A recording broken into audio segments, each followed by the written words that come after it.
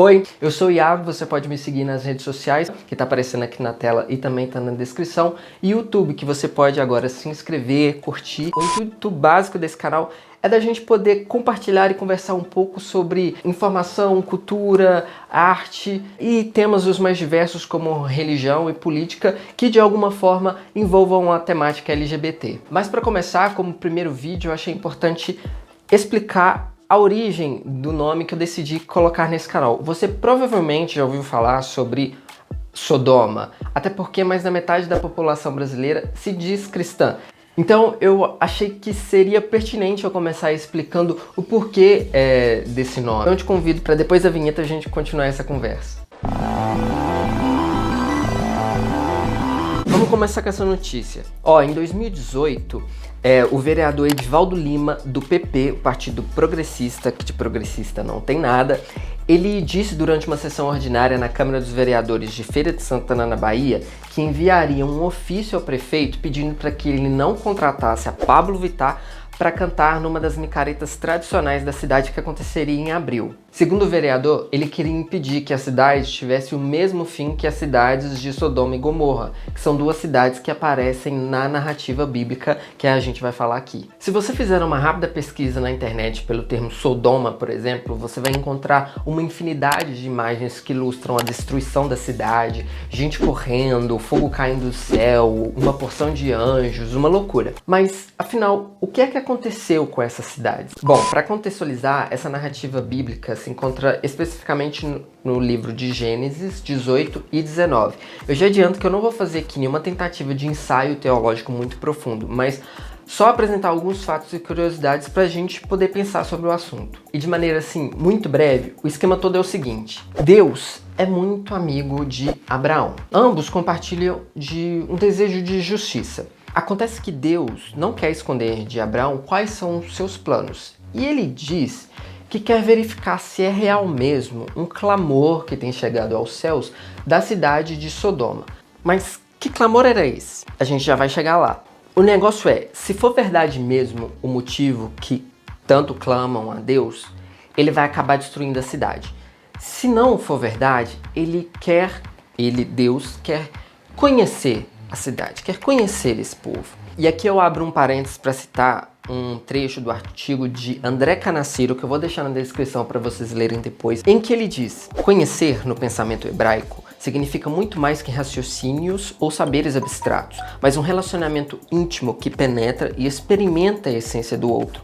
Não surpreende, então, que para o hebreu, o homem conhece sua esposa antes de engravidá-la. E aí a história segue e a cidade acaba sendo destruída.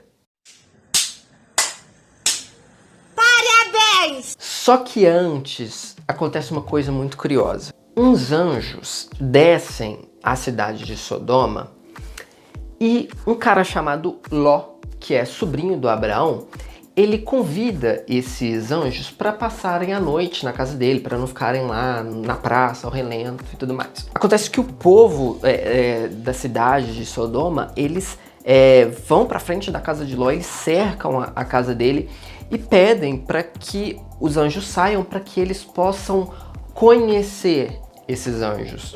E para os sodomitas, conhecer não é troca, é invasão violenta e violação penetrante, como fica claro na contraoferta de Ló a seus conterrâneos, suas duas filhas que não conheceram homem nenhum.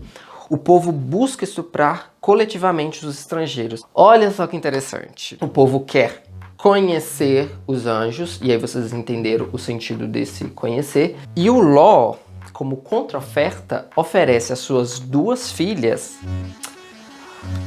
Vocês entenderam, né? E olha só que curioso, até aqui não tem nada que sugira que a destruição da cidade se deu pela sexualidade daquelas pessoas. E quem explica isso um pouco melhor é o pastor Luiz Gustavo Silva, da Igreja da Comunidade Metropolitana do Rio, num vídeo que ele gravou bem curtinho para uma de suas redes sociais. O que a passagem de Sodoma e Gomorra tem a ver com os LGBT? Nada, absolutamente nada. Gênesis 19 não tem nada a ver com os LGBT. A passagem fala sobre a tentativa de estupro de dois anjos que foram enviados para a cidade de Sodoma. Eles se hospedaram na casa de Ló e houve a tentativa de estupro desses dois homens, o que não aconteceu porque Deus não permitiu. Então que diabos uma tentativa de estupro tem a ver com pessoas LGBTs? Nada! A tradição fundamentalista quer nos provar e nos comprovar que um estupro é uma relação homoafetiva. O profeta Ezequiel, em capítulo 37, nos diz por que Sodoma e Gomorra foram destruídas. E elas foram destruídas por ociosidade, fartura de pão e não ampararem o órfão, a viúva e o necessitado. Tem nada de LGBT. Sai disso, sai desse fundamentalismo religioso. Pessoas LGBT são amadas por Deus e por Jesus Cristo. Não seja fundamentalista e muito menos homofóbico, LGBTfóbico. Sai disso.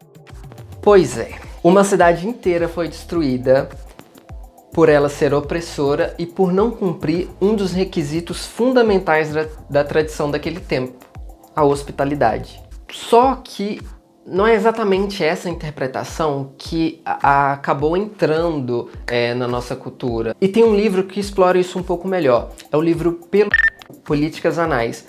Lá os autores resgatam os mal-entendidos que existem na origem dessa interpretação que associa o pecado da sodomia com sexo anal e não com a hospitalidade. E eles escrevem que isso aparece pela primeira vez com o Santo Agostinho. As devassidões contrárias à natureza sempre e em toda parte se devem detestar e punir, como o foram os pecados de Sodoma. Ainda que todos os povos os cometessem, cairiam na mesma culpabilidade do pecado, segundo a lei de Deus, que não fez os homens para assim usarem dele. E com a divulgação e a perpetuação desse tipo de pensamento pela Igreja Católica, ela acabou fomentando uma série de, como eu posso dizer, de punições e regras de condutas para que determinados tipos de comportamento, determinadas pessoas, elas fossem consideradas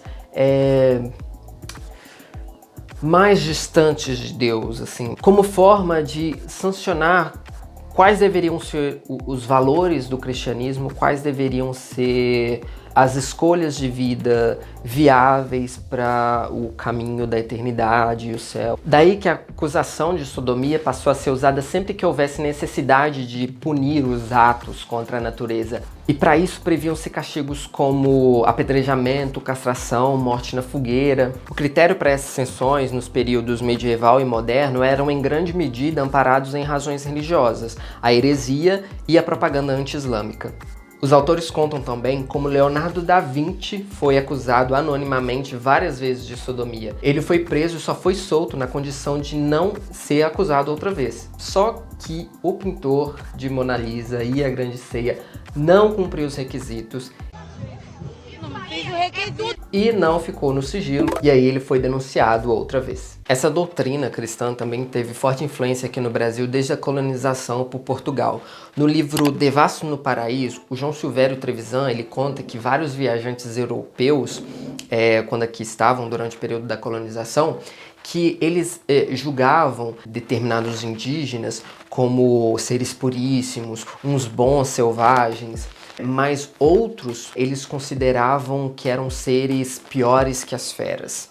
Um português chamado Gabriel Soares escreveu que os tupinambás só não eram piores que seus vizinhos, os tupinaé, porque eles eram muito mais sujeitos ao pecado nefando do que os tupinambás. Bem, isso tudo é para contextualizar para vocês o motivo que eu escolhi o nome desse canal, que não é um mero acaso, já que historicamente Sodoma foi usado para nos condenar, nos punir, e eu quero fazer diferente, eu quero fazer como até agora a gente tem feito, a gente se apropria das injúrias, das difamações, das acusações e o ressignificamos, damos um outro valor, a gente torna a ofensa do nosso opressor em tom de deboche, sarcasmo, riso. E assim a gente esvazia o conteúdo dessas ofensas e não permitimos que o outro exerça sobre nós controle e poder. Por isso, se de alguma forma você se interessa em fazer parte dessa construção aqui nesse canal, eu peço para você curtir esse vídeo, compartilhar com seus amigos e não deixar de se inscrever. E deixa também sugestão de pautas e vídeos para que eu possa ler e a gente construir isso juntos. Eu agradeço muito por você ter ficado aqui até o final e a gente se vê no próximo vídeo. Tchau!